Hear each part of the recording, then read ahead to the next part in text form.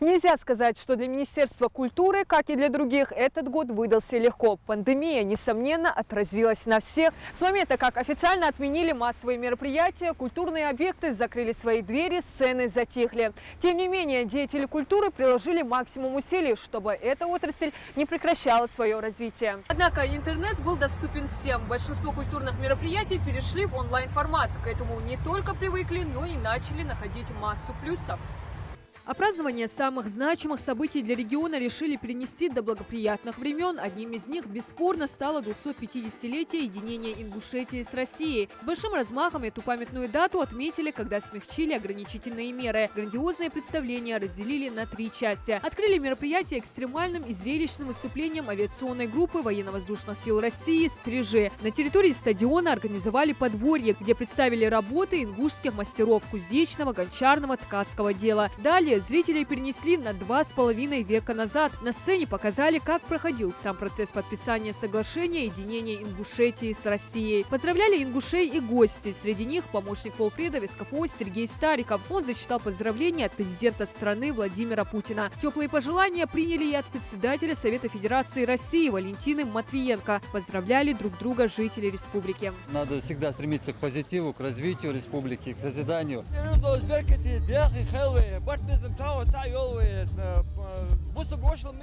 Замечательно, все настолько качественно, все хорошо подготовлено. Молодцы, все постарались. Большое спасибо. Обалденный концерт, очень нравится. Такое впечатление, прямо приятно очень. Третья часть праздника – большой концерт, на котором выступили звезды ингушской, кавказской и российской эстрады. Поздравить с праздником приехали такие артисты, как победитель 2-го сезона музыкального шоу «Голос» Сергей Волчков, Тамара Гверцители, Патимат Кагирова, Глюкоза, Диана Анкудинова. Торжественное мероприятие годовщине единения продлилось более 4 часов и завершилось около 9 вечера праздничным салютом. Средства на празднование были выделены президентом страны из резервного фонда. Часть из них пошли на концертную программу и реставрацию стадиона Дьяково в Сунже. Министерство культуры признается, что с поставленными задачами справились. 9 трейлеров, приезжают огромные машины, длинномеры, как их называют, в народе. И установить такие конструкции с 5-6-этажный дом высотой, это была просто произведена огромная, просто чумовая работа.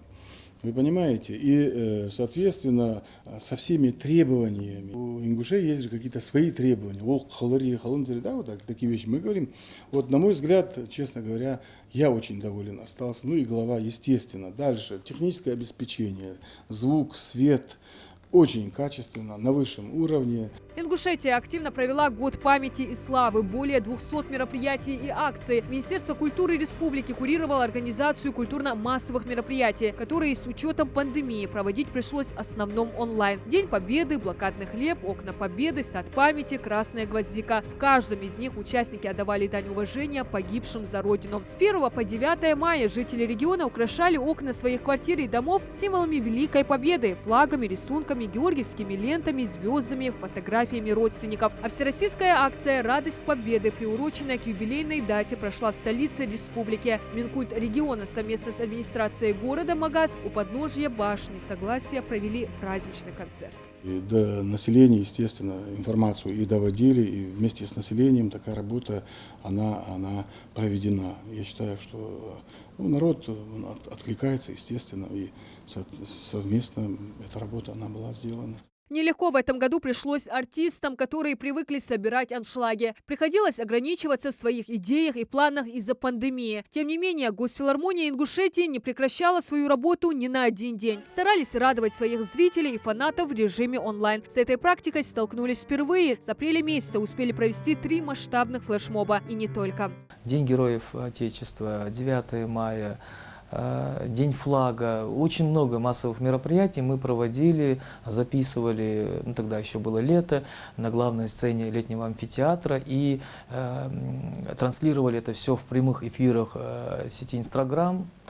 И, соответственно, уже государственные концерты были транслированы и выведены в эфир есть показан в эфир государственным телерадиокомпаниям, как НТРК и ГТРК. Огромное им спасибо. Многие планируемые проекты Госфилармонии также пришлось отложить в связи с эпидситуацией. Работу с вокалистами над их репертуаром провели согласно плану. Занятия по хореографии, сольфеджио, вокалу, различные тренинги. Творческие коллективы, которые в этом году порадовали своими выступлениями и своим достаточно высоким уровнем подготовки, это мужская вокальная группа.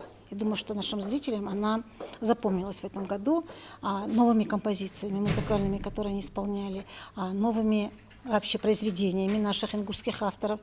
Женская вокальная группа тоже в этом году достаточно поднялась в своем развитии и в своих выступлениях. Пандемия отразилась на формате работы министерства, но не на показателях национального проекта «Культура». В 2020 году состоялось открытие 6 новых объектов культуры. Среди них новый ДК в сельском поселении Плиево. Открытие приурочили к 250-летию единения Ингушетии с Россией. В новом здании созданы все необходимые условия. Большой и просторный актовый зал на 200 человек, кабинет хореографии и изобразительного искусства, библиотека. Еще 2 культурных объекта в 2020-м открыли двери в самых отдаленных селах региона. Для жителей сельского поселения Чемульга и Бердюрта дома культуры стали самым приятным подарком.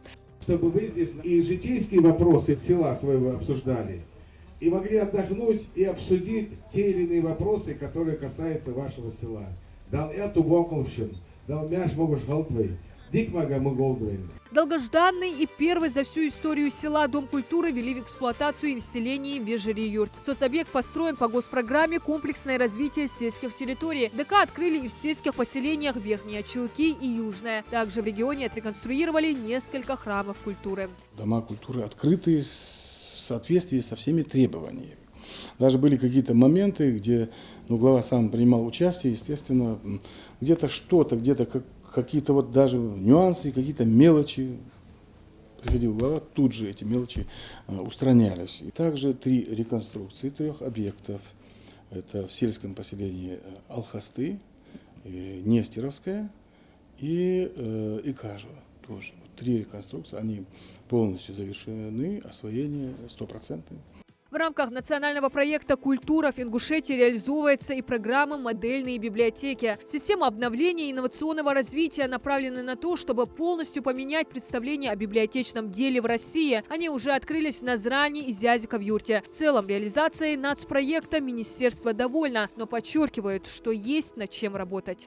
Естественно, мы работаем с Министерством культуры Российской Федерации, говорим, и в дальнейшем, чтобы обратили особое внимание на детские учреждения музыкальные, детские художественные школы. Также у нас в планах есть это ремонт детских музыкальных школ, также и строительство детских музыкальных школ. Отличились активной деятельностью в 2020 году музеи Ингушетии и даже в период карантина. Населению был доступен большой выбор онлайн-развлечений. На официальных сайтах проводились виртуальные прогулки по залам музеев. Работники музея краеведения признаются, что в этом даже есть плюсы. Число посетителей увеличилось в разы. Они приняли участие в масштабных всероссийских акциях, провели десятки выставок. Самой значимой из них стала экспозиция, посвященная 250-летию единения Ингушетии с великой державой. Особое внимание работники музея уделили и году памяти и славы. Мы начали свою работу с освобождения Малгобека 3 января до начала пандемии. И поэтому, надо сказать, мы были в полном русле вот этой работы. И наша экспозиция, посвященная 75-летию победы в Великой Отечественной войне, заняла 4-е место как лучшая экспозиция городских экспозиций, музеев городских в Российской Федерации. И вот множество вот этих сад памяти, посади дерево, образы войны, лица победы, всемирная акция «Оставайтесь дома», акция «Женское лицо победы», акция «Лица победы». Вот таких было много выставок.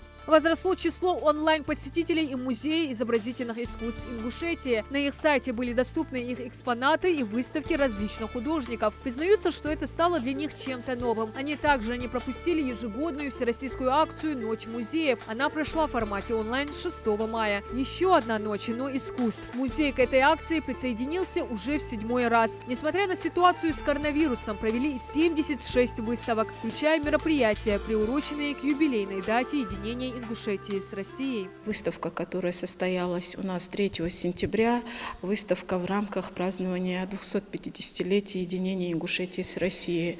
Это было достаточно такое масштабное мероприятие, мы очень долго к нему готовились. Нас посетил и глава нашей республики.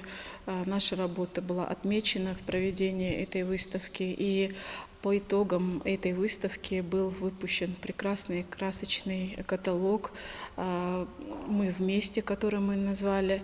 Это тоже было мероприятие в рамках Министерства культуры. Но еще одним событием в уходящем году для нас стало то, что при поддержке Министерства культуры Республики Ингушетия сотрудниками нашего музея подготовлен впервые и выпускается красочный альбом «Художники Ингушетии». Просмотр спектаклей в режиме онлайн предложили в этом году и актеры театров. Вниманию зрителя Ингушский драмтеатр имени Базоркина в таком формате представил спектакль «Поспешное замужество». Усердно работал и Русский государственный музыкально-драматический театр. А сразу после снятия ограничительных мер актеры сменили локацию и порадовали зрителей постановкой в горах, а точнее в Сосновом Бору. На территории лесопарковой зоны Локарамхи прошел спектакль «Две стрелы» по пьесе Александра Володина. Творческий эксперимент от Русского музыкального драматического театра Ингушетии проходил в рамках проекта «Легенды Ингушетии». А до пандемии зритель увидел и другие постановки, в том числе и спектакль «Из тьмы веков». В условиях пандемии мы играли в Джайрахском районе в рамках нашего проекта «Легенды Ингушетии». Это спектакль о живых декорациях.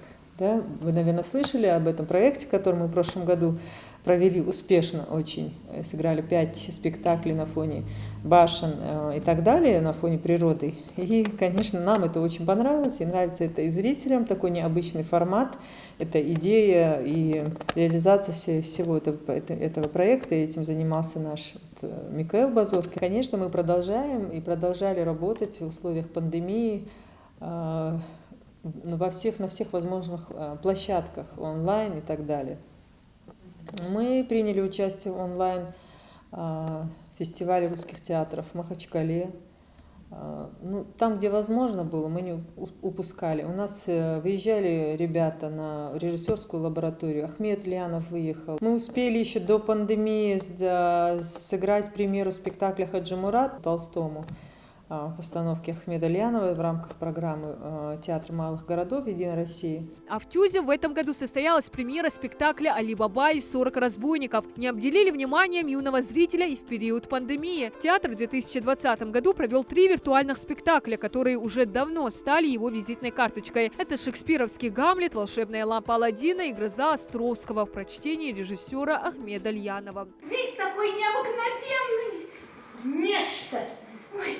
Так красота же, маленькая! А вы говорите нечто! Ну, пригляделись бы или не понимаете, какая красота! В рамках партийного проекта «Единой России. Культура малой Родины» в 2020-м выделено более 20 миллионов рублей. На эти средства планируется обновить и пополнить материально-техническую базу 4 театров, проведение спектаклей, а также в качестве подарка грузовой автомобиль на нужды драмтеатра. Всего в рамках реализации проекта покажут постановки 4 театров. Кроме Ингушского драматического, в их число также входит Русский драматический, студия «Барт» и театр юного зрителя. Масштабную реконструкцию провели и в Центре культурного развития Ингушетии. На эти цели выделили 8 миллионов.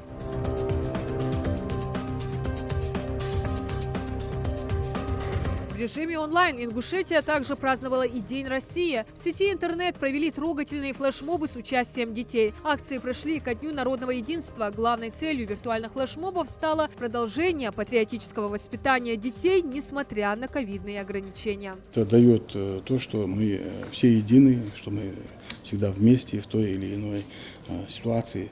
Поэтому как бы за счет вот этих вот мероприятий, да, естественно, мы еще больше объединяемся. Мы говорим, что мы есть, и мы проводим, и, соответственно, все эти мероприятия для нас, они важны. В 2020 году Минкульт по целевым местам направил 68 человек на обучение в лучшие вузы Москвы и Кемерово. Они проходили дистанционно. Хореографические коллективы были вынуждены отменить все гастроли. Однако государственные ансамбли Ингушетии в рамках празднования 250-летия единения Ингушетии с Россией разработали новые постановки. Несмотря на многие препятствия, в целом деятели культуры довольны своими успехами и показателями. Год был очень сложным, на наш взгляд, учитывая пандемию, которая нас окружила. И, естественно, сложности были, но тем не менее поставленные задачи мы максимально попытались и пытаемся завершить. С начала Нового года Министерство культуры начинает готовиться к 30-летию республики, которое отпразднует в 2022 году, а также к празднованию столетия со дня образования ингушской государственности. Дату отметят в 2024. Обещают, что мероприятия такого масштаба в регионе пройдут впервые. Планируют провести турне по Казахстану, представить ингушскую культуру в европейских странах. Также в 2021 Минкульт продолжит работу по исполнению нацпроектов, не забывая также о реализации других госпрограмм. Диана Дударова, Новости 24.